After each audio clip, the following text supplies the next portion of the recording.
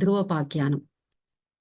ధ్రువోపాఖ్యానము మనం అందరం పేరు విని ఉంటారు. మీరు ధ్రువ నక్షత్రం అనే పేరు విని ఉంటారు. ఆకాశంలో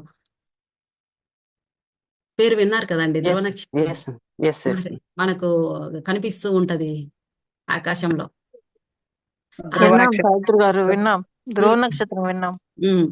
ఆ ధ్రువ నక్షత్రం, ఆ ధ్రువోపాఖ్యానం గురించి మనం ఇప్పుడు చెప్పుకుందాం.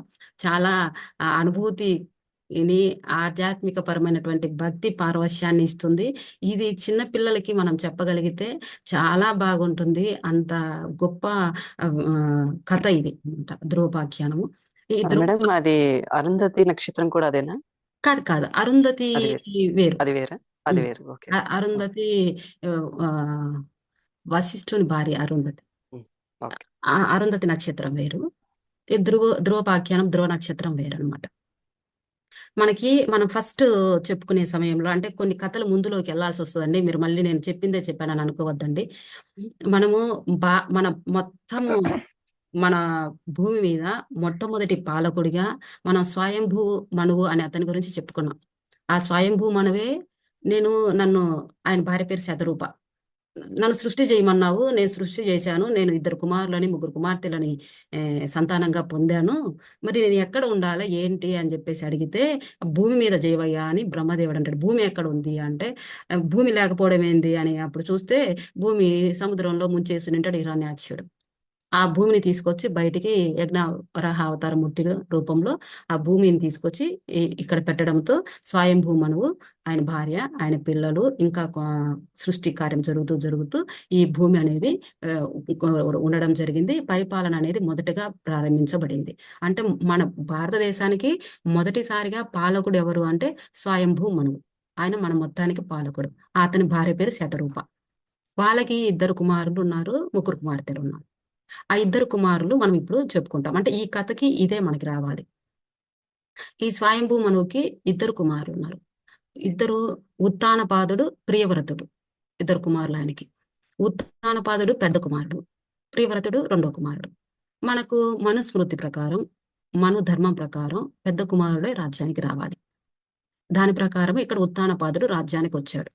మరి స్వయంభూ ఏమయ్యాడు అనుకుంటాం మనం. స్వయంభూ ఈ యజ్ఞవరహామూర్తి అవతారంలో భూమిని తీసుకొచ్చి ఇచ్చిన తర్వాత అనేక సంవత్సరాలు పరిపాలన చేసి, ఇంకా కుమారుడికి రాజ్యాన్ని అప్పచెప్పి వామప్రస్థాశ్రమం, మొత్తం ఆశ్రమ ధర్మాలు 4 అండి. 1 బ్రహ్మచర్యము, 2 గృహస్థాశ్రమము, 3 వామప్రస్థము, 4 సన్యాసాశ్రమం. బ్రహ్మచర్యం 25 సంవత్సరాల వరకు ఉంటుంది. 25 సంవత్సరాల వరకు బ్రహ్మచర్యంలో మనము చిన్నప్పటి నుంచి ఇంటి దగ్గర ఉన్న తర్వాత గురుకులానికి వెళ్ళాలి. గురుకులంలో అప్పట్లో గురుకులం ఉంది. ఇప్పుడంటే స్కూల్, మనమే పిల్లల దగ్గరికి వెళ్ళి పిల్లలను తీసుకొచ్చుకోవాల్సిన పరిస్థితి వచ్చింది. అప్పుడు అందరూ కూడా గురుకులానికి వెళ్ళేవాళ్ళు. గురుకులంలో ఆ గురువు దగ్గర చక్కగా వింటూ ఆ విద్యాభ్యాసం చేసుకొని 25 సంవత్సరాల లోపుగా వాళ్ళు అంతా నేర్చుకొని ఉండాలి, తరోగా ఉండాలి. ఆ నేర్చుకున్నటువంటి విద్యను బట్టి ఉపాధిని కూడా పొంది ఉండాలి. 25 సంవత్సరాల బ్రహ్మచర్యం వయసు తర్వాత ఉపాధిని పొందాడు కదా, ఇంకా తల్లిదండ్రులు ఏం చేయాలి, ఆ అబ్బాయికి వివాహం చేయాలి. ఆ విధంగా ఒక ఆ గుణవతి అయినటువంటి కన్యను తీసుకొచ్చి అతనికి వివాహం చేసి అతనిని గృహస్థాశ్రమంలోకి పంపించడం జరుగుతుంది. ధర్మ మార్గంలో వాళ్ళు అక్కడ సంతానాన్ని పొంది ఆ ధర్మ మార్గంలో జీవితాన్ని కొనసాగిస్తూ వాళ్ళ సంతానము కూడా పెరిగి పెద్ద అయిన తర్వాత వాళ్ళ యొక్క స్వశక్తితో వాళ్ళు సంపాదించుకోగలిగేంత వరకు మనము అండగా ఉండి, వాళ్ళు కూడా ఉద్యోగం అంటే వాళ్ళు కూడా బ్రహ్మచర్యం అయిపోవాలి, అంటే వాళ్ళు కూడా చదువుకోవాలా, ఉపాధిని పొందాలి, అంటే ఉద్యోగాన్ని తెచ్చుకోవాలి. తెచ్చుకున్న తర్వాత వాళ్ళకి వివాహము చెయ్యాలి. ఒక మంచి కన్యని తీసుకొచ్చి వివాహం చేసిన తర్వాత ఆడికి గృహస్థాశ్రమం మన పని అయిపోతుంది. మనం ఎంపటి వరకు ఉండాలి అంటున్నారు గృహస్థాశ్రమంలో? మన పిల్లలు కూడా పెద్దవాళ్ళు అవ్వాలా, చదువుకొని పెద్దవాళ్ళే, వాళ్ళు ఉద్యోగం తెచ్చుకొని ఏదైనా కానీ, అది బిజినెస్, ఉద్యోగం ఏదైనా కానీ, అంటే వాళ్ళ యొక్క భోజనానికి వాటికి వాళ్ళు రేపు పెళ్లి చేస్తే వాళ్ళకు కూడా సంపాదించి పెట్టేంత స్తోమత కలిగేంత వరకు మనం తోడుగా ఉండి వాళ్ళకి వివాహం చేసిన తర్వాత ఆ వివాహ అనంతరము వాళ్ళకి పిల్లలు, మనవళ్ళు మనవరాలు పుట్టేంత వరకు మన ఇష్టం, ఉండొచ్చు ఉండకపోవచ్చు, అంటే వివాహం చేసినంత వరకు అయితే ఖచ్చితంగా ఉండాలి. ఉన్న తర్వాత మనం ఏం చేయాలి, క్రమేణా మన యొక్క ఆ ఈ యొక్క వాంఛలు, ఈ కోరికలను చిన్న చిన్నగా తగ్గించుకుంటూ వామప్రస్థానికి వెళ్ళాలి. వామప్రస్థానికి వెళ్ళడం అంటే అర్థం ఏంటి? అరణ్య మార్గంలోకి వెళ్ళి తపస్సు చేసుకుంటూ ఉండడానికి వెళ్ళాలి. అరణ్య మార్గంలో అంటే అప్పుడంటే అరణ్యాలు ఉన్నాయి కాబట్టి వెళ్ళారులేండి. ఇప్పుడైతే మనం హిమాలయాలకి తప్ప ఇంకాడికి పోలేము. శ్రీశైలం లాంటి వాళ్ళైతే ఆ శ్రీశైలం అడవులలో ఎంతమంది మునీశ్వరులు ఉంటారో చాలా చక్కగా చూడొచ్చు అనమాట. అట్లా ఇలా తిరుపతిలో కూడా తిరుమలలో కూడా చాలా మంది మనకు ఉంటారు. కాకపోతే మనము వెళ్ళి వెతుక్కోము. శ్రీశైలంలో బాగా కనిపిస్తారండి ఆ మునీశ్వరులు. శివుని దగ్గరకు వచ్చి చేసుకునే వాళ్ళు చాలా మంది కనిపిస్తూ ఉంటారు. అలా ఆ అడవిలోకి వెళ్ళి కొంత కోరికను తగ్గించుకొని అంటే నా కొడుకు ఏం చేస్తున్నాడు, వాడికి అది లేదే, ఇంకా ఇది సంపాదించాలి, వాడికి పిల్లలు మనవాళ్ళు వాళ్ళకి అది పెట్టాలి, ఇది పెట్టాలి, నా కోడలు ఎలా ఉందో ఎలా చూస్తుందో, ఇలాంటి ఆలోచనల్ని కొంత కొంత క్రమేణా తగ్గించుకుంటూ వామప్రస్థాశ్రమంలో గడపాలండి. అది 75 సంవత్సరాల వరకు గడపాలి. గృహస్థాశ్రం 50 ఏండ్లకు పూర్తి చేసుకోవాలి మనము. అంటే ఇప్పుడు 50 ఏండ్లంటే కుదరదు కానీ ఇప్పుడున్న కాలంలో పిల్లలకి పెళ్ళిళ్ళయ్యి మనవళ్ళు మనవరాలు పుట్టారికి మనకి 65 ఏండ్లు కూడా వచ్చేవాళ్ళు కూడా ఉన్నారు. ఎందుకంటే కొంతమందికి ఆ దేవుడు టైంకి సంతాన భాగ్యం కలిగించలేదనుకోండి, కొంతకాలం జరుగుతుంది. మనం దాన్ని ఇదే సంవత్సరం వరకు అని చెప్పడానికి లేదు. కానీ మనకు పెట్టిన నియమం నేను మీకు చెప్తున్నాను. వామప్రస్థాశ్రమంలో కలిగిన తర్వాత వాళ్ళ గురించి ఆలోచన అనేది ఉండాలి. మనవాళ్ళు ఎలా ఉన్నారు, మనవరాళ్ళు ఎలా ఉన్నారు, కొడుకులు కోడళ్ళు ఎలా ఉన్నారు, మంచి మార్గంలో ఉన్నారా, మంచి మార్గంలోనే సంపాదించుకుంటున్నారా లేదా, పిల్లలకి మంచి విలువలు నేర్పించామా లేదా, ఇవన్నీ చూసుకుంటూ మనవళ్ళ మీద మనవరాళ్ళ మీద మనవాళ్ళు మనవరాళ్ళ మీద ఆపేక్షను ఉంచుకొని ఎలా ఉన్నారా అని విషయాలని వాళ్ళని అప్పుడప్పుడు మనం కదా ఫోన్ చేసి మాట్లాడుకుంటున్నామే, అలాగా అప్పుడప్పుడు వాళ్ళని పలకరించుకుంటూ గడుపుతూ ఉండాలి వామప్రస్థాశ్రమంలో. ఇది కూడా అయిపోయి సన్యాసాశ్రమంలోకి వెళ్ళాలి. ఇక చివరిది అది. అది 75 సంవత్సరాల నుంచి 100 సంవత్సరాలకి ఉంటుంది. మనకు మొత్తం ఆయుష్ శతాయుష్ కదా! కాబట్టి మొత్తం ఇందులో 75 నుండి 100 సంవత్సరాల్లో ఈ 25 సంవత్సరాలు ఇప్పుడు వామప్రస్థాశ్రమంలో కొంత తగ్గించుకున్నాం కదా! కుటుంబ విషయాల మీద, ఈ ప్రాపంచిక విషయాల మీద ఉన్నటువంటి ఆలోచనని కొంత తగ్గించుకొని ఈ దైవం గురించి తెలుసుకుంటూ ఉంటాం. ఈ వామప్రస్థాశ్రమంలో మనతో పాటు ఉన్నటువంటి ఋషివర్ల దగ్గరికెళ్ళి వాళ్ళతో మనం కొన్ని దేవుని గురించి వింటూ చెప్పించుకుంటూ మనకు అర్థం కాని వాటి గురించి వాళ్ళని అడుగుతూ ఆ విధంగా చిన్న చిన్నగా వామప్రస్థాశ్రమంలోనే మనం ఆ దైవ ధ్యానంలోకి వెళ్ళడానికి ప్రయత్నం చేస్తూ ఉంటాం. ఇంకా ఈ సన్యాసాశ్రమంలోకి వచ్చాక ఏం చేయాలి అంటే, ఎప్పుడైతే వామప్రస్థాశ్రమంలో ఆ మునీశ్వరుల దగ్గర ఋషుల దగ్గర ఉండి వాళ్ళ దగ్గర నుంచి ఆ దైవం గురించి, ఆయన లీలల గురించి, ఆయన గొప్పతనం గురించి వింటూ వింటూ మనం ఆ దైవ మార్గంలోకి వెళుతూ మోక్షాన్ని పొందితే చాలు, ఇంకా మళ్ళీ నాకు ఈ జన్మ వద్దు అని మనము అక్కడ వింటూ వచ్చి ఉండింటాం. ఆ వింటూ వచ్చిన మనము సన్యాసాశ్రమంలోకి వెళ్ళిన తర్వాత ఇంకా పూర్తిగా ఆ ఇంటి మీద ధ్యాస వదిలేసుకోవాలి. ఇంకా ఇంతకు ముందు మనం ఏం చెప్పాం, వామప్రస్థాశ్రమంలో ఏం చేస్తున్నారు పిల్లలు, మనవాళ్ళు ఎలా ఉన్నారు, మనవరాళ్ళు ఎలా ఉన్నారు అన్ని మనం తెలుసుకుంటాం. ఆ ప్రేమ ఉండాలి. ఎందుకంటే వదిలేసి వెంటనే వచ్చేయలేము. అవన్నీ ఉండాలి. ఆళ్ళందరూ సెటిల్ అయిపోయినారు. ఇంకా ముని మనవాళ్ళు, ముని మనవరాళ్ళ గురించి కూడా మనం ఎందుకు? మన కొడుకులు ఉన్నారు కదా! మన కూతుర్లు ఉన్నారు కదా! వాళ్ళ గురించి తెలుసుకోవడానికి. ఇంక మనమే అన్నిటిని లాక్కుంటూ పోతూ ఉంటే మనం ఎప్పుడు ఇంకా దైవం గురించి ఆలోచిస్తాము? మనకింకా ఆ టైం కూడా వచ్చేసింది. మనకింకా ఎక్కువ కాలం కూడా లేదు. భక్తి మార్గంలోకెళ్ళాలి. ఎందుకని మోక్ష మార్గంలోకెళ్ళాలనుకుంటున్నాము? అంటే ఇక్కడ ఒకవేళ నేనేమన్నా ఎక్స్‌ట్రా చెప్పింటానేమో ఏమనుకోవద్దండి. ఇక్కడ ఏమంటారంటే, బుద్ధుడు ఇక్కడ మనము భాగవతంలో ఏ విధంగా అయితే అవతారాల గురించి చెప్పుకుంటామో 25 అవతారాలు భాగవతంలో మనం చెప్తున్నాం. అంటే 25 జన్మలు ఎత్తాడని. ఆయనకసలు జన్మే అవసరం లేదు. మన కోసం 25 జన్మలు ఎత్తాడని చెప్పుకుంటున్నాం. అదే రకంగా బుద్ధుడు కూడా ఏం చెప్తాడంటే ఆయన 550 జన్మలు ఎత్తినాడంట. 550 జన్మలు ఎత్తినాడని మనకు బుద్ధుడి గురించి బుద్ధుని జాతక కథలు అంటాం. జాతక కథలు అంటే ఆయన జన్మలు మొత్తం మనకు చెప్పే దానిని జాతక కథలు అంటాం. మనం ఆయన కృష్ణుని యొక్క జన్మలు మొత్తం చెప్పేదానిని మనం భాగవతం అంటున్నాం. అంటే ఇక్కడ కృష్ణుడి గురించి వచ్చింది కాబట్టి హిందూ మతంలోకి వచ్చేసరికి మనం భాగవతం అంటున్నాము. బౌద్ధ మతంలో అయితే దాన్ని జాతక కథలు అంటాం. అక్కడ బుద్ధుడు ఏం చెప్తున్నాడంటే, నేను ఏమి చేశానో, ఏ కర్మని చేశానో, నా కర్మని నేను పోగొట్టుకోవడానికి ఇన్ని జన్మలు ఎత్తాను. కుక్కగా, పందిగా, చీమగానో ఇలా రకరకాల జన్మలు ఎత్తాడు ఆయన. అన్ని జన్మలు ఎత్తుకుంటూ ఆ యొక్క దైవం మీద భావాన్ని నిలుపుకుంటూ చేసిన తప్పును ఇంకా చెయ్యకుండా ఆ యొక్క తప్పుకి సంబంధించినటువంటి కర్మనంతా అనుభవించాల్సిందే. కర్మనైతే మనం చేసిన తప్పుకైతే కర్మను అనుభవించకుండా మళ్ళీ మనం వెళ్ళలేం. ఈ జన్మ నుంచి బయటికి వెళ్ళిపోలేం. కాబట్టి ఆ తప్పుకి సంబంధించి మనం ఏదైతే తప్పో ఒప్పో ఏదైనా కానీ మనకు తెలియదు తప్పు చేసామని మనకే తెలియదు. మనకు తెలిస్తే తప్పు చెయ్యము. ఎవరమైనా కానీ.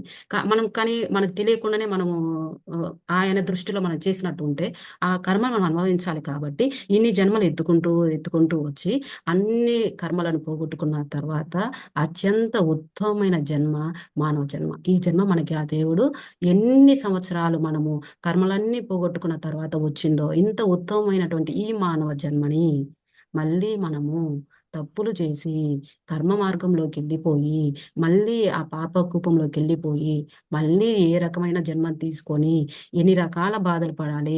ఈ పుట్టుక, ఈ బాధలు, ఈ పెరగడము, ఉద్యోగాలు ఉన్నాయో లేవో, ఎవరింట్లో పుట్టింటామో, ఎక్కడ జీవించింటామో, కుక్కగానో, పందిగానో, లేదా చీమగానో, ఈగగానో, ఇలా రకరకాల ఆ జీవరాశులు ఉన్నాయి. ఇన్ని జీవరాశులలో మనకి ఏ జన్మ ఇస్తాడో మనకు తెలియదు. ఇక మళ్ళీ మనం చేసిన దానికి మనకి ఈ జన్మ ఒక్కటే మనకు తెలుసు, ఇంకేమి ఇస్తాడో తెలియదు. మరి అలాంటి జన్మని మనం ఎందుకు పొందాలి? ఈ మానవ జన్మతో నువ్వు ఆగిపోతే చాలు కదా. ఇంక మిగతా జన్మలు ఎందుకు మనకి? మనకి ఈ మానవ జన్మలో ఆలోచించుకునే శక్తిని ఇచ్చాడు. మనం ఆలోచించుకుంటూ మంచి మార్గంలోకే వెళ్ళాలి కానీ మనకు తెలిసి కూడా మనం తప్పు మార్గంలోకి వెళ్ళి ఈ నెక్స్ట్ ఇంకొక జన్మనేదో తీసుకొని ఆ జన్మలో అనేక రకమైనటువంటి ఇబ్బందులను పడే కంటే ఇదే జన్మలో ఇదే చివరిగా తీసుకొని మనం మంచి పనులే చేసుకుంటూ ఆధ్యాత్మిక పరంగా వెళుతూ ఆ దైవ నామస్మరణ చేసుకుంటూ ఆ మార్గంలోనే ఉండి మోక్షాన్ని పొందితే ఇంకా మళ్ళీ మనకు జన్మ అంటూ ఉండదు అని మనకి బుద్ధుడు చెప్తాడు. ఆయన ఏమంటాడంటే బుద్ధుడు తను పుట్టిన వెంటనే ఆ అంటే అతిశయోక్తిగా భావించొద్దండి.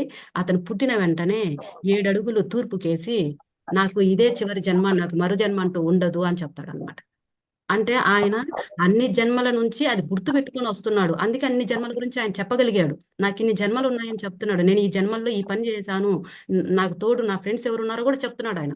ఆ జన్మలో ఆయనతో పాటు ఉన్న వాళ్ళందరూ ఈ బుద్ధుడు ఇప్పుడు జన్మించిన తర్వాత తనతో పాటు ఉన్న వాళ్ళందరి పేరు చెప్తున్నాడు. పలానా వ్యక్తి ఇదిగో ఇతను, పలానా వ్యక్తి ఇతను అని చెప్పి చెప్పుకుంటూ వస్తున్నాడు.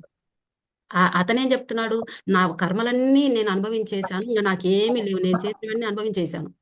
ఇంకా నేనేం చేయను ఇక నుంచి. ఏ తప్పు చేయను. నాకు ఇంక జన్మ వద్దు. నాకు ఇంతటితో ఆగిపోతాను. మళ్ళీ జన్మెత్తి ఈ రొంపిలో నేను ఎందుకు పడాలి?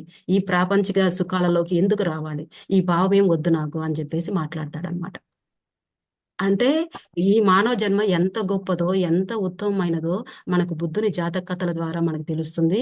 ఈ భాగవతం ద్వారా మనకి తెలుస్తుంది అనమాట. అంత గొప్ప కథలోకి మనము ఈ ధ్రువోపాఖ్యానం మనకు తెలియజేస్తుంది. ఈ ఈ ఈ విధమైనటువంటి విషయంలో స్వయంభూ మనం ఏం చేస్తాడంటే పరిపాలన చేసిన తర్వాత కుమారుడికి రాజ్యాన్ని అప్పజెప్పి ఆ దైవ మార్గంలోకి వెళ్ళి ఆయన తన యొక్క జీవితాన్ని ఆ, ఆ, త్యజించేసుకోవడం జరుగుతుంది. అంటే మామూలుగానే ఆయన తన జీవితం అంతం చేసుకొని వెళ్ళిపోవడం జరుగుతుంది అనమాట. చివరి మామూలుగానే అలా అయిపోయింది ఆయన. ఇప్పుడు ఎవరు వచ్చారు? ఇంకా ఉత్తానపాదుడు రాజ్యానికి రావడం జరుగుతుంది. ఉత్తానపాదుడు ఎవరు? మొట్టమొదటి పాలకుడైన స్వయంభూ మనువు పెద్ద కుమారుడు. ఈ పెద్ద కుమారుడు రాజ్యానికి వచ్చాడు, పరిపాలన చేస్తున్నాడు. రాజులు కాబట్టి వాళ్ళకి కొంత ఎక్కువ మంది భార్యలు ఉంటారు. రాజరికంలో అనేక మంది భార్యలు ఉంటారు. అందులో మనము ఉత్తానపదుడికి 2 భార్యలు ఉన్నారు. పేర్లు కూడా చాలా గొప్పగా ఉంటాయండి. మీరు వినండి, భలే ఈజీగా గుర్తుపెట్టుకోవచ్చు. మొదటి భార్య పేరు సునీతి. నీతి అనే పేరు సునీతి. సు అంటే మంచి, మనకందరికి తెలిసిందే. సు అంటే మంచి, నీతి, సునీతి మొదటి భార్య పేరు. రెండవ భార్య పేరు సురుచి. రుచి అంటే కోరికల మీద ఆసక్తి ఉన్న వాళ్ళం అని అర్థం. రుచి అంటే ఏంటి? మనము చూసి టేస్ట్ చూసి చెప్తా ఉంటాం కదా, ఇది బాగుంది, ఇది బాగుంది, ఇది బాగుందని. అంటే కోరికలతో కూడుకొని ఉండింది అని అర్థం రుచి అంటే. సురుచి, సునీతి. పెద్దవారి పేరు సునీతి. ఈ సునీతికి ఒక కుమారుడు ఉన్నాడు. అతని పేరే ధ్రువుడు. ఆ అబ్బాయి ఇప్పుడు మనం చెప్పుకునే ఈ కథలో ఆ అబ్బాయి వయసు 5 సంవత్సరాలు. 5 సంవత్సరాల వయసు ఉంది ఆ టైంకి. సురుచికి ఒక కుమారుడు ఉన్నాడు. ఆ ఆ పిల్లాడి పేరు ఉత్తముడు. ఆయన పేరు ఉత్థానపాదుడు, వాళ్ళ తండ్రి పేరు. ఇక్కడ పుట్టిన కుమారుడి పేరు ఉత్తముడు మాత్రమే. సరే ఒకరోజు ఈ సురుచి సునీతి 2 భార్యలు కదా. ఉత్థానపాదుడికి సురుచి మీద ప్రేమ ఎక్కువ. మనము రాజుల కథలు అనేకం చూసాము, సినిమాలలో చూసింటాము. మనం అందరం గమనించేదే ఏంటంటే రాజుగారికి చిన్న భార్య మీద ప్రేమ ఎక్కువ ఉంటుంది. అది మనం అందరము వింటూ ఉన్నాము. ఇక్కడ కూడా మనకు అది కనిపిస్తూ ఉంది. ఆయనకి చిన్న భార్య మీద ప్రేమ ఎక్కువ. సురుచి అంటే చాలా ఇష్టము. ఆమె దగ్గర ఎక్కువ కాలం ఉంటాడు. ఆ ఆమె కుమారుడితోనే ఎక్కువ కాలం గడుపుతూ ఉంటాడు. ఇంకా సునీతి దృష్టిలో దాసి కంటే హీనంగా చూస్తాడు ఆమెని, పెద్ద భార్యని. దాసినన్న ప్రేమతో పేరు పెట్టి పిలిచి ఇదిగో నాకు రా, నువ్వు నాకు నీతో పని ఉందేనన్నా పిలువస్తాడు దాసిని. కానీ సునీతిని అసలు పిలవాడు. ఆమెను అసలు ఆదరించడు. అలాంటి పరిస్థితిలో ఉత్తానపాదుడు ఉన్నారు. ఈ ఇద్దరు భార్యలు ఉన్నారు. ఒకరోజు అంతఃపురంలో కూర్చొని ఉన్న సమయంలో ఉత్తానపాదుడు భార్యతో కూడి మాట్లాడుకుంటా ఉంటాడు. భార్య ఇక్కడ మనకు సురుచి వస్తుంది. రుచి అనే పేరు గుర్తుపెట్టుకోండి. ఆమెతో మాట్లాడుకుంటా ఉంటారు ఇద్దరు. ఆ సమయంలో సురుచి కుమారుడు ఉత్తముడు వచ్చి ఉత్తానపాదుని యొక్క తొడ మీద కూర్చుంటాడు. ఉత్తానపాదుని తొడ మీద కూర్చుంటే ఉత్తానపాదుడు తొడ మీద కూర్చోగానే, ఉత్తానపాదుడు కొడుకు కదా, ఇలా తొడ మీద కూర్చోగానే ఇలా తీసుకొని ముద్దు పెట్టుకొని ఆలింగనం చేసుకొని ఏ ఆయన తండ్రి వాత్సల్యం అంతా చూపిస్తుంటాడు. ప్రేమ, ఆ ఆప్యాయత అంతా చూపిస్తూ ఉంటాడు. ఇది దూరంగా ఉండి చూస్తాడు ధ్రువుడు. ధ్రువుడు పెద్దవారి కుమారుడు. ఆడు కూడా చిన్నాడే, 5 సంవత్సరాల పిల్లాడే. వాడికి ఆ ప్రేమ కలుగుతుంది. మనం అందరం సహజంగానే ఇవన్నీ అనుభవించి వచ్చిన వాళ్ళమే. చిన్న పిల్లలు ఏం చేస్తారు, వాడు ఏది అడిగితే వీడు అదే అడుగుతాడు. వాడు ఏమి తీసుకుంటాడో అదే మనం ఇవ్వాల. మన ఇంట్లో కూడా పెద్దోడు ఏం చేస్తున్నాడు, చిన్నోడు కూడా అదే పని చేయాలి. ఇలా మనము అందరము అనుభవించి వచ్చిన వాళ్ళమే, మనం అందరం పిల్లలను చూసిన వాళ్ళమే. ఈ ధ్రువుడికి కోరిక కలిగింది. ఉత్తానపాదుడు ఆ కొడుకుని ఎత్తుకొని ముద్దు పెట్టుకుంటూ ఆలింగనం చేసుకొని ఆప్యాయంగా నిమురుతూ భుజం మీద చేసి తట్టి ముద్దు పెట్టుకొని నుదుటి మీద ఇవన్నీ చేస్తా ఉన్నాడు కదా. ఈ ధ్రువుడికి కూడా పాపం కోరిక కలిగింది. నేను కూడా మా నాన్న ఒళ్ళో కూర్చోవాలి, మా నాన్న నన్ను కూడా అలా ఆలింగనం చేసుకోవాలి, నన్ను ప్రేమగా చూడాలి అని కోరిక కలిగి వెళ్ళి వాళ్ళ నాన్న దగ్గరికి, ఉత్తానపాదుడి దగ్గరికి వెళ్ళి, నాన్న నేను కూడా నీ మీద కూర్చుంటాను, నీ ఒళ్ళో కూర్చుంటాను నాన్న అని అడుగుతాడు. అంటే తొడానికి చెప్పడం బాగోదు, మనం నీ ఒళ్ళో నేను కూడా కూర్చుంటాను నాన్న అని అడుగుతాడు అనమాట.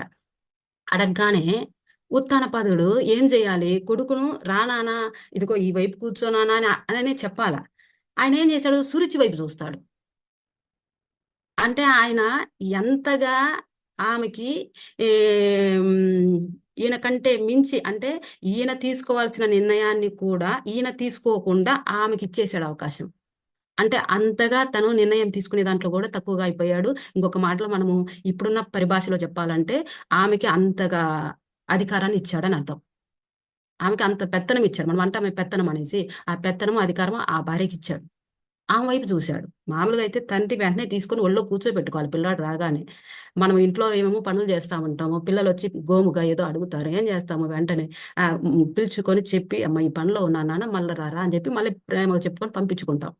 ఆయన అట్లనే చేయాల్సింది. అలా చేయకుండా ఆమె వైపు చూశారు. ఆమె ఏం చెప్పింది, నీకు మీ తండ్రి గారి ఒడిలో కూర్చునే అధికారం నీకు లేదు.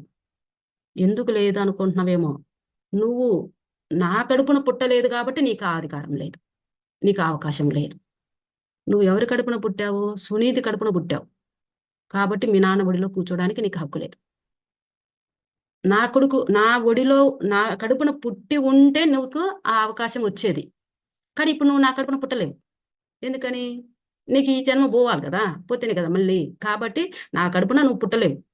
నా కడుపున పుట్టలేదు కాబట్టే నీకు ఇప్పుడు ఈ అవకాశం రాలేదు. కాబట్టి నీకు ఈ మీ నాన్న ఒడిలో కూర్చోవాలి అంటే ఆ విష్ణుమూర్తి లేదా ఆ శ్రీకృష్ణుని యొక్క దయ ఉంటే తప్ప నీకు ఇంకా వేరే రకంగా మీ నాన్న ఒడిలో కూర్చునే హక్కు లేదు అని చెప్తుందాన్ని.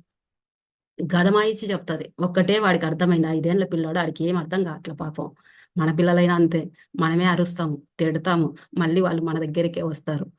అది మనం అందరం అనుభవించిందే.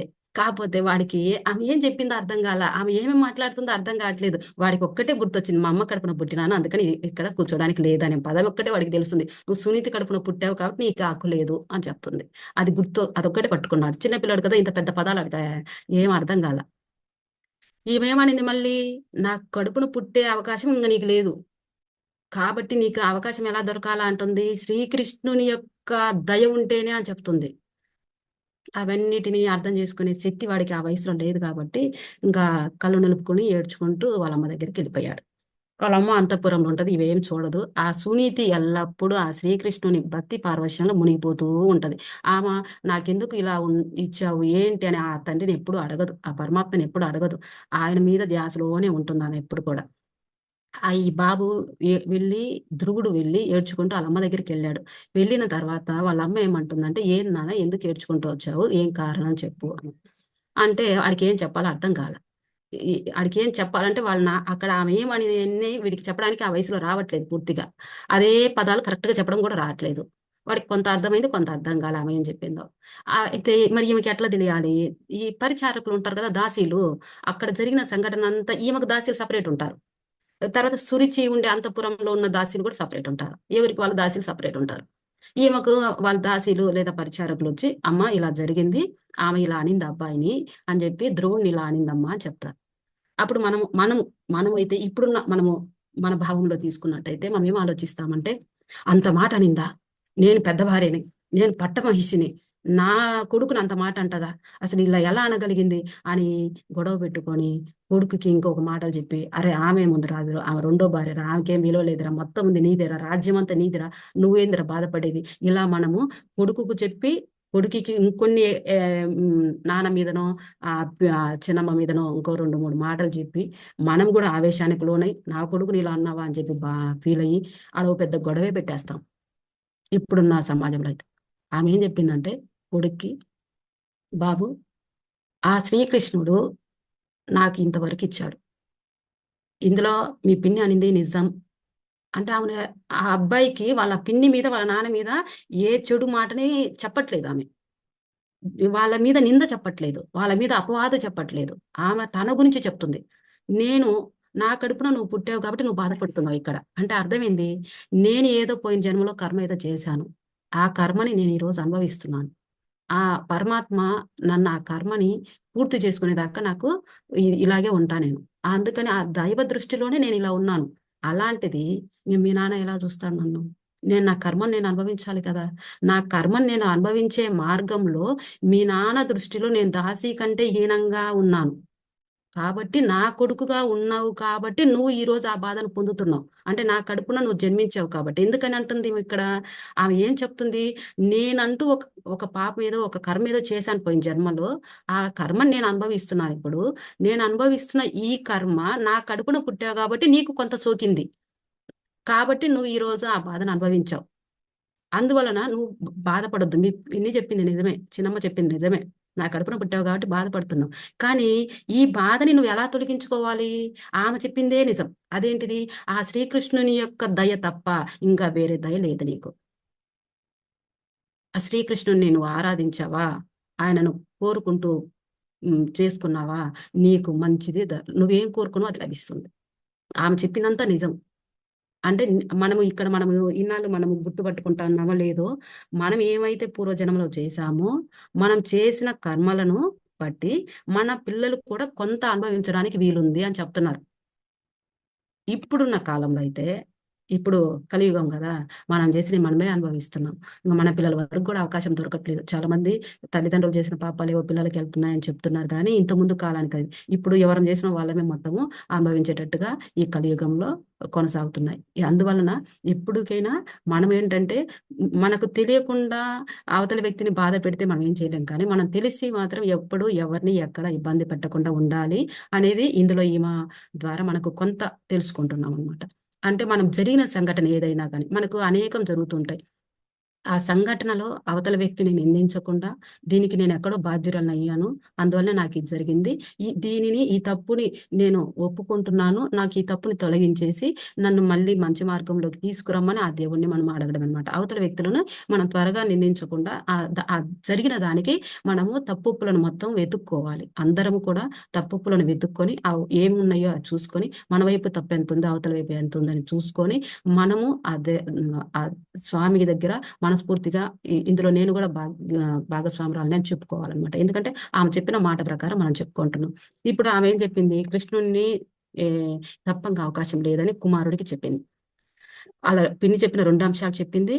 ఆమె ఏం చెప్పింది అంటే, కృష్ణుని దయ తప్ప ఇంకా వేరే అవకాశం లేదు నీకు అని చెప్పింది. కాబట్టి అప్పుడు అంటాడు బాలుడు, నేను ఆ శ్రీహరిని మీద తపస్సు చేస్తాను అని అడుగుతాడు.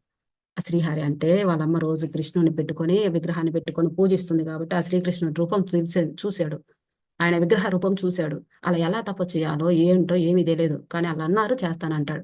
అప్పుడు మామూలుగా అయితే వాళ్ళ అమ్మ ఏం చెప్పాలి, అమ్మ చిన్న పిల్లడివి, ఈ వయసు, నువ్వు ఎక్కడ పోతావురా అనాలి. కానీ ఆమె అలా అనట్లేదు. ఆమె ఏమంటుంది, అరే మీ తాత స్వయంభూ మనవు ఎన్నో సంవత్సరాల తపస్సు చేసి ఆ శ్రీకృష్ణుణ్ణి యొక్క భక్తుడిగా ప్రీతిపాత్రుడై ఎన్నో సంవత్సరాలు పరిపాలన చేసి ఆయనలో లీనమైపోయినాడ్రా, మీ తాత లక్షణాలు నీ కాడ ఉన్నాయి. నువ్వు ఖచ్చితంగా చెయ్యి. నీకు ఆ శ్రీకృష్ణ పరమాత్మ నీకు దర్శనం ఇస్తాడు. నువ్వు కోరింది ఇస్తాడు అని చెప్తుంది వాళ్ళమ్మ. అంటే ఇది కష్టమైన పని అని చెప్పి ఆమె వెనక్కి తీయలేదు. ఇక్కడ మనము కూడా మన పిల్లలు ఏదైనా పని చేస్తామన్నప్పుడు వాడు చేయగలుగుతాడా లేదా అని మనం గమనించి, వాడి శక్తి సామర్థ్యాలు ఉన్నాయా లేదా అని గమనించి మనము వాడిని ముందుకు పంపించాలి. తల్లిదండ్రులుగా మన బాధ్యత అది. వెనక్కి తీయకూడదు. ఇక్కడ ఇంకొక పదం యాడ్ చేస్తాను. కుంతీదేవి ఏమంటుందంటే వాళ్ళ రాజ్యం కోసము కొడుకులు యుద్ధానికి సిద్ధమవుతే ఓకే అంటున్నాను. యుద్ధం అంతా అయిపోయింది, గెలిచారు, రాజ్యం వచ్చింది, రాజ్యాన్ని తీసుకున్నారు. తీసుకున్న తర్వాత కుంతీదేవి నేను ధృతరాష్ట్రుడు గాంధారితో పాటు వనవాసానికి వెళ్తాను అని అడుగుతుంది. అక్కడ ఈ వనవాసానికి వెళ్తాను అన్నప్పుడు భీముడు వాళ్ళ అమ్మని అడుగుతాడు, ఏమ్మా ఇదేమన్నా అల్లాటప్ప అనుకున్నావమ్మా? యుద్ధం చేయమన్నావు రాజ్యం కోసం, రాజ్యం తీసుకొచ్చాము, యుద్ధం చేశాం, అనేక మంది ప్రజలు చనిపోయారు, ఎంతో మంది రాజులు అందరూ నశించిపోయారు ఈ రాజ్యం కోసం. ఈ యుద్ధం చేశాం, విజయం సాధించాం, రాజ్యాన్ని తెచ్చాము, నువ్వేందమ్మా ఇప్పుడు వనవాసానికి పోతావు? మీకోసమే కదా మేము ఇదంతా చేసింది అంటాడు భీముడు వాళ్ళ అమ్మని అడుగుతాడు, కుంతిదేవిని అడుగుతాడు. కుంతిదేవి అప్పుడు ఏమంటుందంటే, నా కొడుకులు శక్తిపరులు, నా కొడుకులు వీరులు, నా కొడుకులు అనుకున్న పని లేదా చెప్పిన పని ఖచ్చితంగా చేస్తారు అని, నా కొడుకులని విజయ పదంలో నడిపించాలా, విజయ మార్గంలో ఉండాలి అని తల్లినిగా నేను కోరుకున్నాను. అది మీరు తెచ్చారా, చేశారా, చేయలేదా అనేది నేను నిరూపించాలి. నా కొడుకులు అసమర్థులు కాదు అని నిరూపించాలి. కాబట్టి నేను మీకు చెప్పాను, మీరు సమర్థవంతంగా ఆ పని చేసి విజయులయ్యారు. అది తల్లిగా నేను కోరుకోవాలి. అది మీది, మీరు సాధించుకున్నారు. తల్లిగా నేను ఎప్పుడు మిమ్మల్ని అసమర్థుడి కిందకి నేను ఎప్పుడు పంపించాను. నేను సమర్థుడిగానే నేను మిమ్మల్ని చూడాలి, మిమ్మల్ని ఆ మార్గంలోనే నేను పంపించాలి. ఆ విధంగా పంపించాను, మీరు సాధించుకొని వచ్చారు. అక్కడ నాకు మీరు వీరులుగా కనిపిస్తున్నారు, విజయులుగా కనిపిస్తున్నారు, ధర్మ మార్గంలోనే వెళ్ళారు, చేసుకొని వచ్చారు. అది నా తల్లిగా నా బాధ్యత. ఇప్పుడు మీ రాజ్యం మీకు వచ్చేసింది, ఇప్పుడు నేను వామప్రస్థానికి వెళ్ళాలి. ఇంతవరకు మీకు కష్టాలు ఉన్నాయి, మీకు తీర్చలేదు కాబట్టి నేను ఇన్నాళ్ళు ఇక్కడ ఉన్నాను. మీ నాన్న మీ పిన్ని ఇద్దరు వెళ్ళిపోయినా కూడా నేను, మీరు పిల్లలు మీకోసం నేను తల్లిగా ఉండాలి కాబట్టి ఇవన్నీ జరిగేదాకా నేను ఉన్నాను, మీకు చేశాను. మిమ్మల్ని ఒక రాజ్యంగా మీకు ఏర్పాటు చేయడం జరిగింది, రాజ్యానికి మీరు రాజులయ్యారు. ఇక నాతో పని లేదు. ఇక మీకు నేను దైవ మార్గంలోకి, ఆధ్యాత్మిక మార్గంలోకి ఇంకా నేను వెళ్ళాలి. నా కొడుకులు గొప్ప వాళ్ళగా నేను నిరూపించాను. అది మంచి మార్గంలోకి వెళ్ళాలా, మంచి మార్గంలోకి మీరు వెళ్ళేలా చేశాను అని అంటుందన్నమాట. అంటే తల్లి ఇక్కడ ఎలాంటి పాత్ర పోషించాలి అంటే, కొడుకులు చెప్పినటువంటి దానిని బట్టి ఆ కొడుకులు ఏ వైపుకి వెళ్తున్నారు, ఎలాంటి మార్గంలోకి. ఇందులో మళ్ళీ ఇంకోటి మనం గమనించాలి. ధృతరాష్ట్రుడు కదా, సుయోధనుడు చెప్పినవన్నిటిని ఊకొట్టినట్టు ఊకొట్టకూడదు. ఆడ తల్లి పాత్ర గమనించాలి, తండ్రి పాత్ర గమనించాలి. మరి పుత్ర ప్రేమ పెట్టుకొని చేసిన తప్పులన్నిటినీ ఓకే చేసుకుంటా పోయిన ధృతరాష్ట్రుడి లాగా ఉండకూడదు. ఆ అన్నిటినీ ఆమె కూడా కళ్ళకు గంతలు పట్టుకొని గాంధారి అన్నిటిని ఒప్పుకుంటూ ఉన్నట్టుగా ఉండకూడదు. మనం వెళ్ళే మార్గాన్ని మనం తల్లిదండ్రులుగా మనం నిర్ణయించి, ఇది మంచి మార్గం నాన్న, కాకపోతే నువ్వు కొంత కష్టపడాలని చెప్పాలి, పంపించాలి. ఇక్కడ కూడా ఈమె కూడా సునీతి కూడా ధ్రువుడికి చెప్పి ఇంకా ఏం చెప్తుంది, ఆమె ఆదర్శం ఎవరిని చెప్తుంది? వాళ్ళ తాతని చెప్తుంది. స్వయంభూ మనవు ఇంత చేశాడురా, కృష్ణుడి మీద ఇంత ప్రేమతో తపస్సు చేశాడు, ఇంత పొందాడు, ఆయన ఆ లోకానికి వెళ్ళాడు, నువ్వు కూడా మీ తాతలాగే చెయ్యి, నీకు ఆ కృష్ణుని యొక్క అనుగ్రహం పొందుతావు అని చెప్పి పంపిస్తుంది. ఏ పిల్లాడికి వెళ్తా ఉంటాడు, నేను శ్రీహరిని చూడాలి అని. నారదుడు పాపం సమయానికి వస్తాడు, చాలా గొప్పవాడు నారదుడు, మహానుభావుడు. వచ్చి వెళ్తున్న ఇంకా సిద్ధమయ్యాడు మొత్తం. ఏం నాన్న, ఏం చేస్తున్నావు, ఏంది అట్లున్నావు అంటే విషయం అంతా చెప్తాడు ధ్రువుడు. అవునా, సరే ఇప్పుడు ఏం చేయాలనుకుంటున్నావు? నేను శ్రీహరి కోసం లేదా శ్రీకృష్ణుడి కోసం ఏదైనా కానీ ఆయన కోసం నేను తపస్సు చేయాలి. సరే తపస్సు చేయడం అంటే ఎట్లనో తెలుసా? నాకు తెలియదు. సరే అక్కడ ఏమేమి ఇబ్బందులు వస్తాయో తెలుసా? తెలియదు. సరే నేను చెప్తా నీకు ఆ ఇబ్బందులని. అక్కడికి వెళితే అడవిలో కూర్చోవాలి, రాత్రింబవులు అక్కడ ఉండాలి, అమ్మ నాన్న పక్కన ఉండరు, ఈ విధమైనటువంటి ఈ రాజభోగాలు ఉండవు, మట్టిలోనే కూర్చొని ఉంటావు, చుట్టుపక్కల సరీసృపాలు చాలా ఉంటాయి, జంతువులు ఉంటాయి, రకరకాలవన్నీ ఉంటాయి. వీటన్నిటిని దాటుకొని నువ్వు బ్రతికి ఉండి తపస్సు చేసి, ఆ తపస్సులో కూడా నువ్వు ఎన్నేళ్ళు చేస్తావో, ఆ పరమాత్మ నీకు ఎన్నేళ్ళకు అనుగ్రహిస్తాడో కూడా తెలియదు. అలా ఎన్నో ఏండ్లు చేస్తే అప్పటికి నీకు ఒంటి మీద పాము పుట్టలు పెట్టేస్తాయి, నీ గడ్డం పెరుగుతుంది, నువ్వు పెద్దోడు అయిపోతావు, ఎన్నేళ్ళు అయిపోతుందో ఏమో ఏమీ తెలియదు, అన్నము పానీయాలు ఏమి ఉండవు, ఇవన్నీ జరుగుతాయి.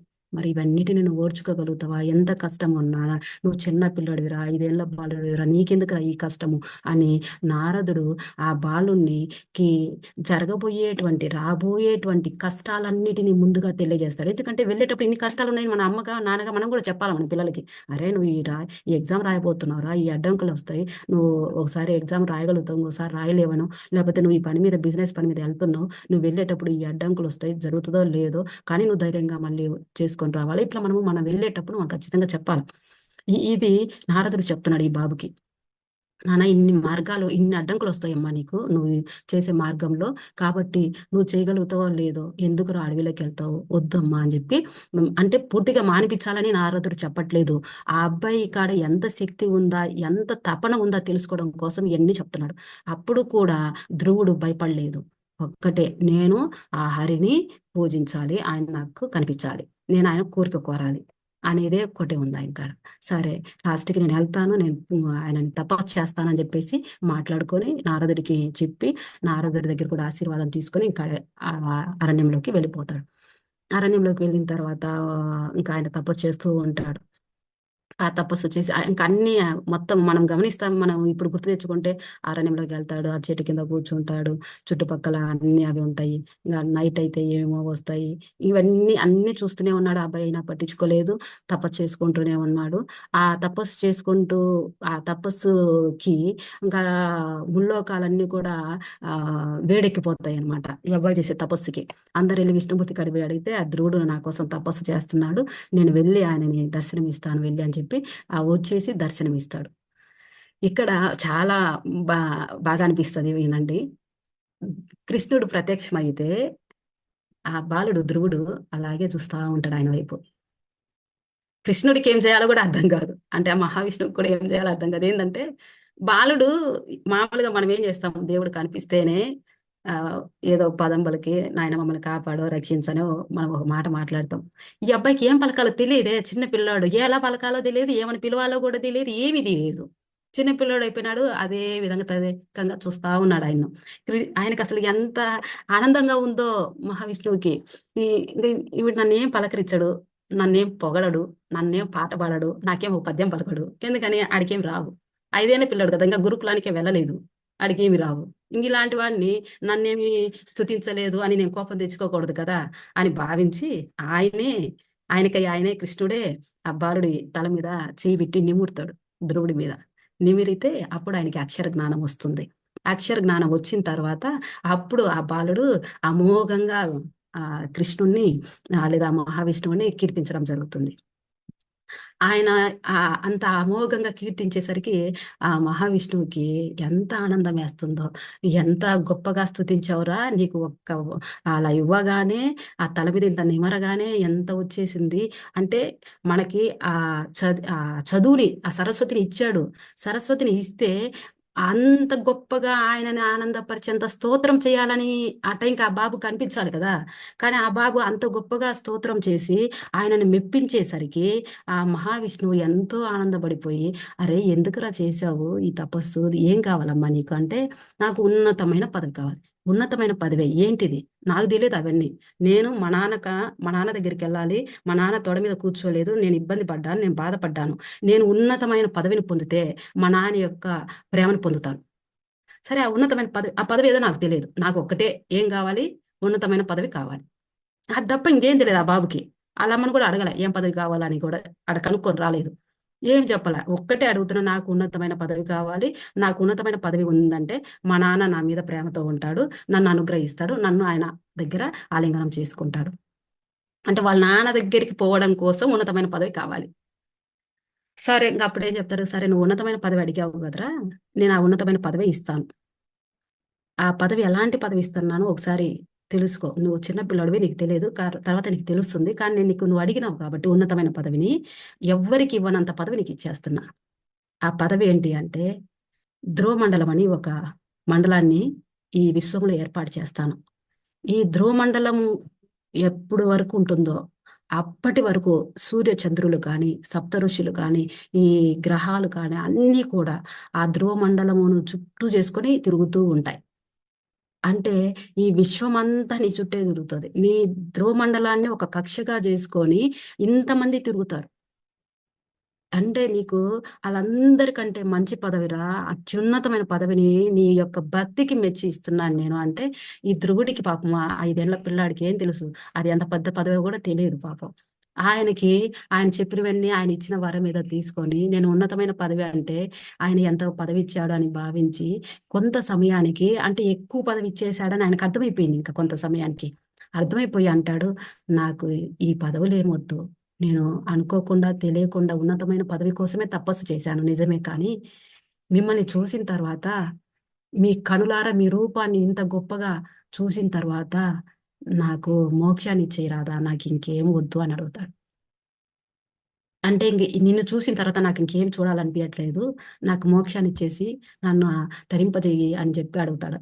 అడిగితే, లేదు నేను ఇప్పుడు నీకు మోక్షాన్ని ఇవ్వను, నువ్వు వెళ్ళాలా, ఇంటికి వెళ్ళాలి, మీ నాన్నగారు మీ వాళ్ళందరూ నిన్ను చూడాలి, తర్వాత మీ పిన్ని కుమారుడు చనిపోతాడు, మీ పిన్ని చనిపోతుంది, తర్వాత నువ్వు రాజ్యానికి వస్తావు, మీ నాన్న రాజ్యాన్ని వదిలేసుకుని నీకు ఇచ్చేస్తాడు, నువ్వు రాజ్యానికి వస్తావు, నువ్వు రాజ్య పరిపాలన చెయ్యాలి, పరిపాలన చేసిన తర్వాత నీతి మార్గంలో ధర్మ మార్గంలో నువ్వు కూడా మంచిగా సంతానాన్ని పొంది మంచి పరిపాలన చేసి, నీకు ఇంకా నాకు ఇది వద్దు, నా కుమారులకు ఇచ్చేసి నేను వానప్రస్థాశ్రమానికి వెళ్తానని నువ్వు వానప్రస్థాశ్రమానికి వచ్చి మళ్ళీ ఆధ్యాత్మిక మార్గంలోకి వచ్చిన తర్వాత నువ్వు అప్పుడు అధ్రువ మండలానికి వెళ్ళిపోతావు, నువ్వు ఖచ్చితంగా ఈ ఈ గృహస్థాశ్రమంలో జీవించాలి, పరిపాలన చెయ్యాలి, ఇంటికెళ్ళు అని చెప్పేసి చెప్పడంతో ఆ ధ్రువుడు ఎంతో ఆనందంగా, ఆయన కనిపించినాడనే ఆనందంతో తిరిగి ఇంటికి వస్తూ ఉంటాడు. అప్పుడు, సార్ సమయం చాలా అయినట్టుంది సార్, ఒక్క 5 నిమిషాల్లో పూర్తి చేస్తా. వస్తూ ఒక 5 నిమిషాలు పూర్తి చేస్తాను సార్. వస్తూ ఉంటాడు. వస్తూ ఉంటే నారదుడు వచ్చింటాడు వాళ్ళ నాన్న దగ్గరికి, ఉత్తానపాదుడి దగ్గరికి. ఉత్తానపాదుడు ఏమంటాడంటే, నారదుడు వచ్చి ఏంది అలా ఉన్నావు అంటాడు. అంటే ధ్రువుడు వాళ్ళ నాన్న దగ్గరికి వచ్చాడు. ఉత్తానపాదుడు అంటే, నాకు చాలా బాధగా ఉంది, దిగులుగా ఉంది, కొడుకు అడవిలోకి వెళ్ళాడు, ఏ మృగాల దగ్గర ఎలా ఉన్నాడో ఏం చేస్తున్నాడో నాకు తెలియట్లేదు, నేను ఎవరిని పంపించలేదు బాబు కోసము, నాకు బాధగా ఉంది, వాడిని అలా పంపించకుండా ఉండాల్సింది అని చెప్పేసి బాధపడ్డాడు తప్ప, అయ్యో నేను ఇంత తప్పు పని చేశానే, ఆమె మాటకి విని పిల్లోడి ఒళ్ళో పెట్టుకోలేదే అని మాత్రం అన్నాడు. ఆ మాట అన్నాడు. కానీ పిల్లోడు ఎలా ఉన్నాడో ఏమో అని బాధపడతాడు. పెద్ద కొడుకు కదా, తండ్రికి పెద్ద కొడుకే మీద ప్రేమ కొద్దిగా ఉంటది. ఆ బాధ అయితే ఉంది, కానీ ఈమె వల్ల నేను ఈ పని చేశానే, నాకంటూ ఒక నిర్ణయం లేకుండా పోయిందని మాత్రం రాదు ఆయనకు బాధ. నారదుడు అంటాడు, లేదు నీ కొడుకు చక్కగా తపస్సు చేసుకొని వచ్చేస్తున్నాడు, వరాలు కూడా పొంది వస్తున్నాడు అని చెప్పి. అవునా, అంత గొప్పగా వరాలు పొందాడా అని చెప్పి ఈయన భార్య సురుచి, వాళ్ళ పిల్లాడు ఉత్తముడు అందరు కలిసి ఆయనకి ఎదురుపోతారు. రాజ్యంలో ఉన్న ప్రజలందరూ ధ్రువుడు వస్తున్నాడని సంతోషంగా ఉండి ఊరేగింపు చేసుకుంటా వస్తూ ఉంటారు. ఉత్తానపాదుడు వెళ్ళేసి కొడుకును చూసుకొని, కొడుకును అప్పుడు ఎత్తుకొని ఆలింగనం చేసుకొని ముద్దు పెట్టుకుంటాడు అనమాట. ముద్దు పెట్టుకొని ఎంతో ప్రేమగా తనని సృజించి, కొడుకు కంట సారీ చెప్పకూడదంట ఎప్పుడు కూడా.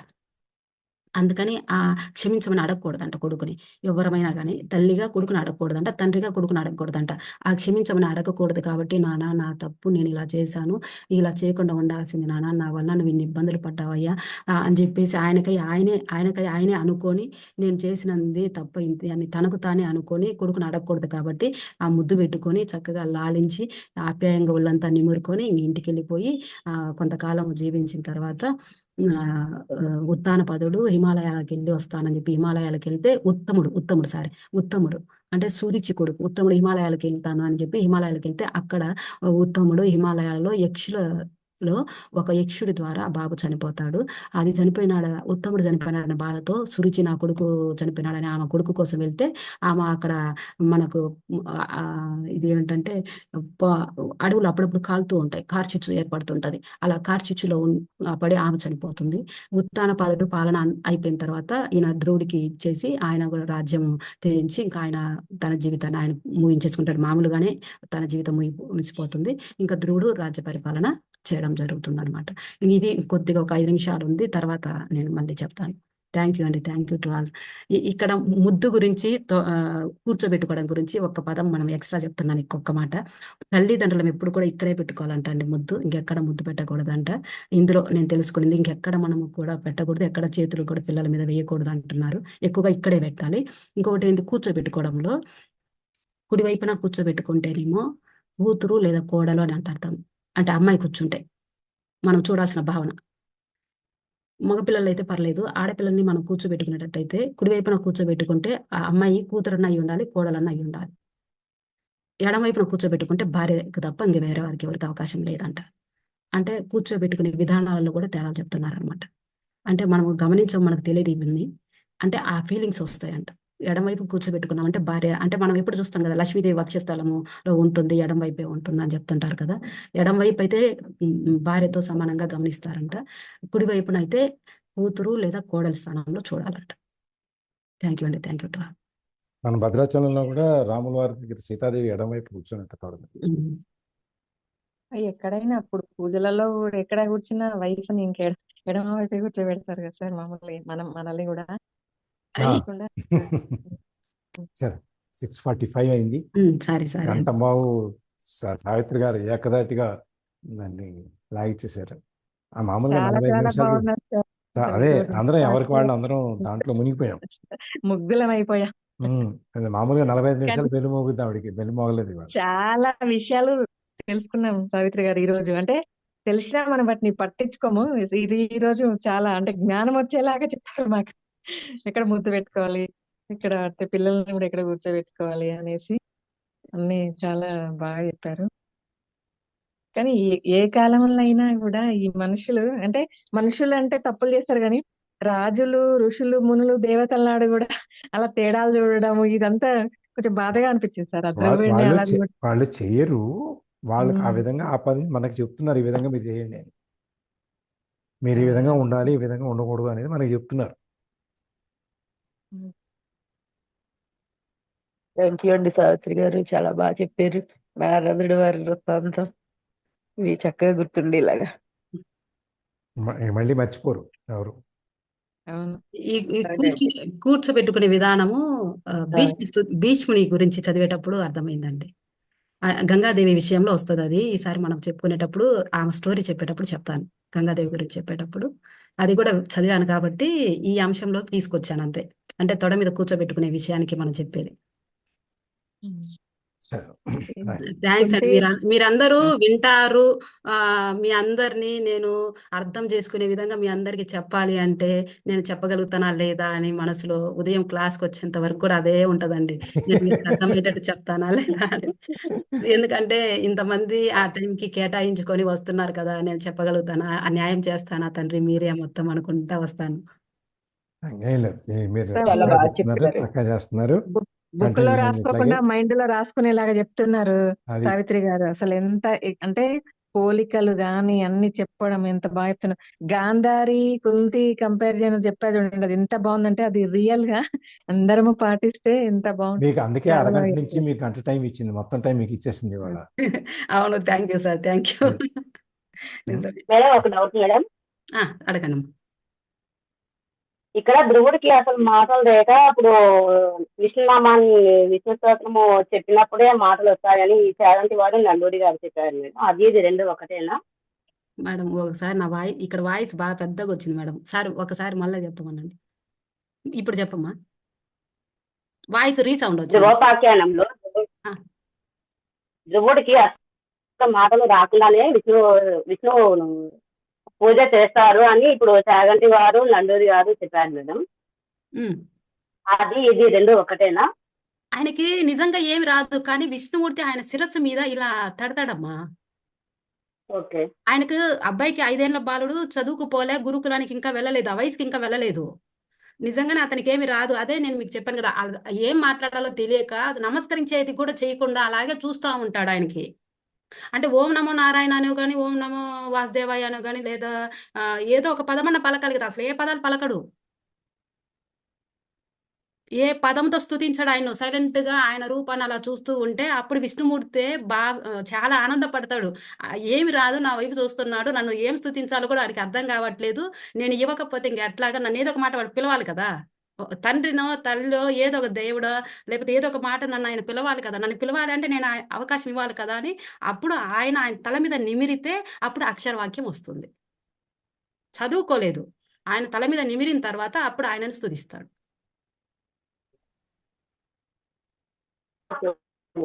అర్థమైందా?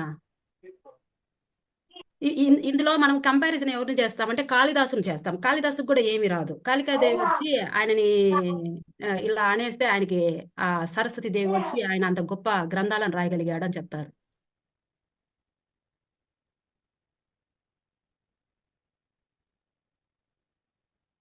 రికార్డింగ్ ఆపేస్తున్నాను. ఇంకా ఉంది ఎవరన్నా షేరింగ్? అమ్మాయి ఇందాక మీరు చెప్పింది ధ్రువ నక్షత్రం గురించేనా? అంటే ధ్రువ మండలంలో ఇతను నక్షత్రంగా ఉంటాడు. మనం గమనిస్తే మనకు ఉత్తరం వైపున ప్రతిరోజు వెలుగుతూ ఉంటాడమ్మా ధ్రువ నక్షత్రం. అదే అదే మీరు చెప్తుంటే అదే స్టోరీ అట్లా వచ్చేసింది బ్రెయిన్ కి. సో మనం కూడా ధ్రువ నక్షత్రం లాగా నాకు అనిపించింది. ఎప్పుడు మనం విశ్వాన్ని కోరుకోవాలి, ఏదో ఒకటి కోరుకోవాలి అనుకుంటాం, కానీ ఆ మొక్కే టైంకి ఏం కోరాలో నాకు కూడా అది తెలియదు. సో ఇప్పుడు మీరు చెప్తుంటే నేను కూడా అట్లా ఏదైనా ఫోటో చూస్తున్నాను అనుకోండి, దేవుని రూలో కూర్చున్నాను అనుకోండి, అలాగే అట్లా చూసుకుంటా ప్రశాంతంగా కూర్చుంటా. సో మీరు చెప్పేసరికి నాకు గుర్తుకొచ్చింది. సో ఆయనే అన్ని చూసుకుంటాడు, ఏం చేయాలనుకుంటే ఆయనే అన్ని చేస్తాడు, జస్ట్ మనం మొక్కాలి అనేది తెలుసు. ఆయనకి ఏం పదవి కూడా తెలియదు, ఓన్లీ పదవి, నాకు ఉత్తమమైన పదవి అడుగుతాడు అంతే. ఇంకా ఈయన ఏం పదవి అడుగుతున్నాడో తెలియదు కాబట్టి ఈయన ఇచ్చేసాడు. అంటే మనం అడిగితే చాలా ఆయన ఏమైనా ఇస్తాడు.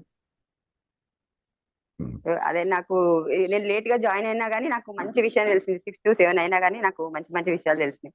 థ్యాంక్ యూ అమ్మా, థ్యాంక్ యూ అందరికి. థ్యాంక్ యూ సార్, మీకు ప్రభావతి గారికి అందరికండి, మీరు అందరూ వింటారని నేను ఇంత చక్కగా చెప్పగలుగుతున్నాను. మీ అందరికి